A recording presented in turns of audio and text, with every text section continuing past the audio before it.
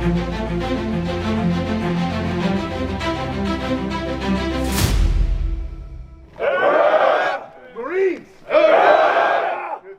That feels pretty good.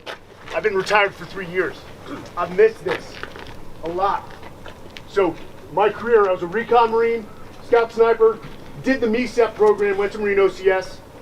Then, hey, we weren't part of SOCOM at the time, the war was on. I joined the Navy SEALs and did a few tours of the Navy SEALs before I went to an organization called JSOC. You know what that is? I'll leave that at that. So that's where my credibility is. 10 straight combat deployments with some of the most lethal warriors. Hey, I'm going to preface this speech, and I preface every speech with this. If I have seen further, it's because I've stood on the shoulders of giants, men and women like you. I was not the best warrior. I was not the best leader. I stand before you not to preach. I've made a lot of mistakes. I did some things well, but I made a lot of mistakes, and I did not bring all my men home. When you retire or you leave the service, trust me, you have nothing but time to reflect on how you led. And unfortunately, you don't get that time back. I teach leadership for a living now because I'm passionate about it. And I recognize I was not always the best leader. But what I can do is try to share my mistakes and what I learned with those in the present that are holding the line into the future. That's all of you. So as I give you advice, I'm not here to hear myself talk. Trust me, my wife hears me talk enough. I'm here to give you a few nuggets, man, and hopefully maybe 10% sinks in. So this advice that I give, it's universal, from the privates all the way to the colonels and everyone else in between. Here we go. All right, people ask me about the toughest warriors I ever served with. Let me tell you about the toughest, best warriors I ever served with. Let me demystify them. They weren't the loudest guy in the room. They weren't telling everyone about how much combat they had, how many people they killed, and how many medals they had. They definitely weren't the smartest man in the room, or were they trying to be. The people like that were usually the biggest cowards when the rounds started to fly. The most lethal warriors I knew. They were quiet. They were respectful of everyone, regardless of rank. They were kind. They were empathetic to their fellow man. They didn't need to prove their toughness. And they had this vulnerability. I recently interviewed one of the founders of Delta Force, a guy named General Jerry Boykin. He talked about this emotional intimacy amongst warriors. That's not weak to look at somebody and say, hey man, what happened on that target? My head's not right. That little girl that got injured, it's in my mind. That's actually the toughest, strongest thing you could ever do. Guys, those warriors, those great warriors, people gravitated to them for who they were and what they stood for. And those warriors made everyone around them better, to include me. All right, some of you can't realize this right now because you're in it. And again, you don't realize it until you get out. This is as good as it gets. Yes, guarding a armory at SOI in a 6x6 box with your old helmet on. I remember that. And at the time I was miserable, but I realized that's as good as it gets. This thing we call esprit de corps, you're not going to find this anywhere else. This homecoming, this belonging, it doesn't exist out there. And yes, you may not like all your Marines. You may be in a platoon with a guy you don't particularly like. Guess what? That's still your brother. You don't have to like your brother, but you better love your brother. This is a tribe. And the thing about this tribe is you're not born into it. Every single one of you had to earn that title.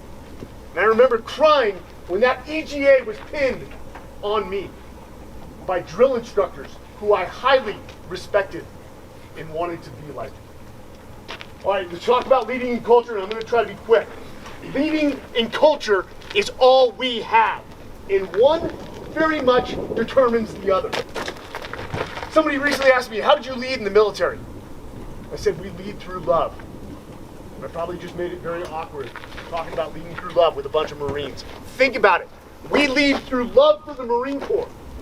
Love for our Marines, which means when I am in a leadership position, I love my Marines by holding them accountable. The highest form of compassion is accountability. The reason we do that is because I'm not going to be around forever, and you're going to lead a platoon. And I need you to be competent and disciplined to do the same thing when I'm gone. I'll tell you this, and I didn't recognize it until I got off the battlefield, is I loved my men and women a lot more than I hated the enemy. That's what guides us on the battlefield. No one is going to touch my brother or sisters in arms. Now to all my Marines, all my Marine leaders, which is all of you, leaders at every level, your Marines will be what they can see. Does anyone remember what leadership principle that is?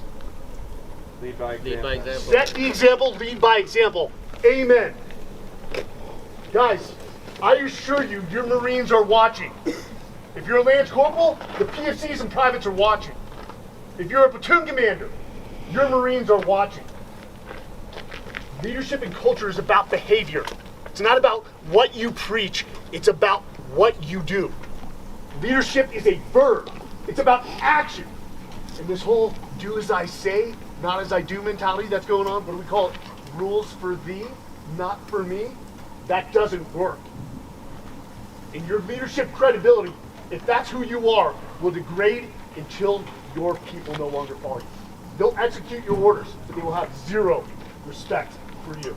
And I'm going to tell you right now, you are the next best generation. And so will the generation behind you. The whole point as a leader is to create more leaders and to make them better than us. Let me show you one tactic I use. I used as a leader in the military. Do I have any privates right here? PFCs. Come here. Come here. When I was getting a new young soldier, Marine, airman, or sailor, what's your name? Nato, sir. What's your first name? Giovanni, sir. Giovanni. Hey, Giovanni. Welcome to this unit.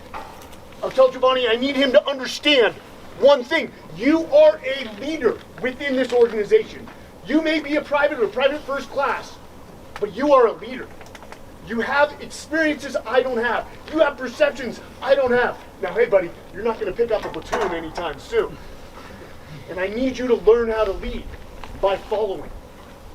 In order to be a good leader, you have to be a great follower. And guess what? As a lieutenant commander, as a strike force commander, I still fluctuate between a leader and a follower.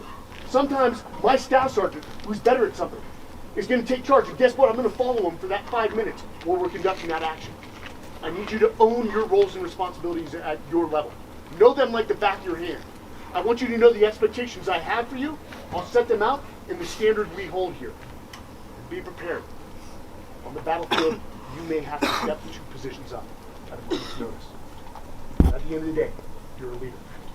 You could be the future Sergeant Major of the Marine Corps. Or if you want, you can be a colonel leading your own battalion. And right there, I've set this stage. I've treated him like a man, even if he's 19. And guess what? When you set the stage like that, usually the behaviors that you see are what you want to see. Giovanni, thank you. Yes, sir. All right. Another thing, there is no such thing as a perfect organization. There's no such thing as flawless leadership. It doesn't exist. I'll tell you what, again, I've been out there. The Marine Corps is pretty damn good. When I talk, people want to hear about the SEALs. I start with the Marine Corps. The Marine Corps taught me how to lead. The Marine Corps laid the foundation for me to be successful. I graduated high school with a 2.9. After a few years in the Marine Corps and they sent me back to school, I graduated with a 3.7 from college. I assure you I did not get smarter during those few years.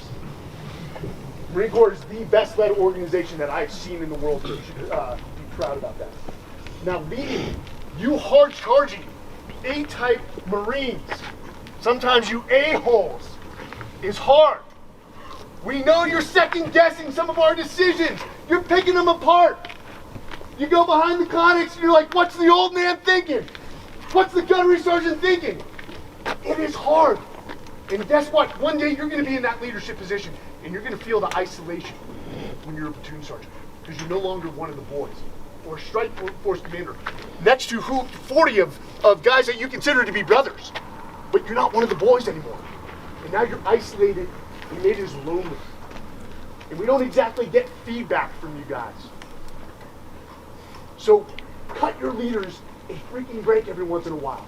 And if you don't agree with one of their decisions, guess what? Over-support them. Back them up is what I'm asking you to do. And a lot of people don't do that. All right, 2 last things, and then let's eat. We're all concerned about the legacy of our leadership. Yeah, Giovanni, you're young in the Marine Corps. You may not be concerned about the legacy of your leadership, but I assure you it exists.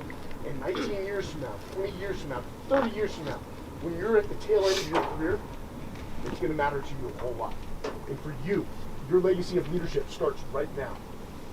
People are going to remember back to when you were a young Marine and the type of person that you were. Here's the irony of it. I call it the legacy of leadership. A buddy calls it the irony. I said it earlier. Your job as a leader, one of your primary jobs, is to create more leaders. To create better leaders.